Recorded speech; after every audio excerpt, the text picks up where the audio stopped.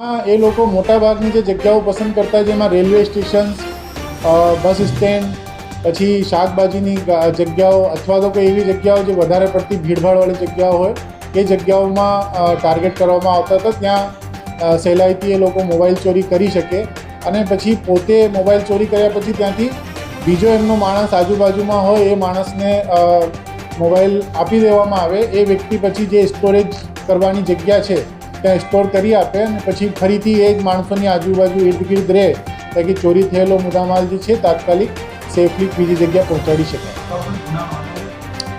મેં જે રીતે કીધું આપને આ લોકોની વિરુદ્ધમાં ઉદયપુર, રાજસ્થાન, અમદાવાદ, વડોદરા, મુંબઈ, ધનબાદ, પશ્ચિમ બંગાળ, ઉત્તર પ્રદેશ બધી જગ્યાઓમાં અલગ અલગ ગુનાઓ દાખલ થયેલા છે. જે ચોરી કરેલા મોબાઈલ છે અલગ અલગ જગ્યાઓના છે, જેમાં મેં આપને કીધું એ પ્રમાણે 37 ગુનાઓ ડિટેક્ટ થયા છે. જેમાં રાજસ્થાનના પણ 2, ઉદયપુરના છે, આપણે અમદાવાદના છે, વડોદરાના છે, પછી આપણે અહીંયા સુરતની અંદર પણ આપણે 20 ગુનાઓ જે રજીસ્ટર કરવા જઈ રહ્યા છે, ઓલરેડી રજીસ્ટર થયેલા છે અને અમુક વાર રજીસ્ટર કરવા જઈ રહ્યા છે.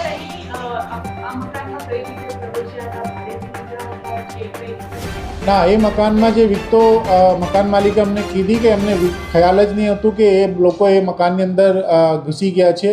પોતાનું જે લોક મારેલો હતું એ લોક એમને તોડી અને પોતે અંદર જતા રહ્યા હતા. તે વખત જ્યારે પોતાનું મકાનનું ઇન્સ્પેક્શન કરવા ગયો તો એમને આ જોઈને આશ્ચર્ય પામ્યું કે આ મકાન તો મેં ભાડે આપેલું નથી, એમાં લાઇટ ને પંખા કઈ રીતે ચાલે છે. એટલે જ એને 100 નંબર ઉપર કોલ કર્યો હતો ને આ માત્ર 100 નંબરના કોલના ઉપરથી પોલીસે જે રેસ્પોન્સ આપ્યું એ રેસ્પોન્સના આધારે આ મોટી ટોળકી જે છે ડિટેક્ટ થવા પામી છે.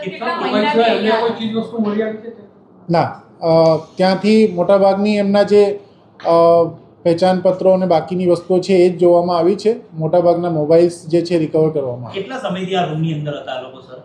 એ લોકો જે વિગતો સામે આવી છે એ પ્રમાણે લગભગ 1-1.5 મહિનાથી અહીંયા સુરતની અંદર સક્રિય થયા હતા અને એ 1-1.5 મહિનાની અંદર જે 110 મોબાઈલ્સ આ લોકોએ ચોર્યા હતા એ બધા જ અમે રિકવર કરી લીધા છે.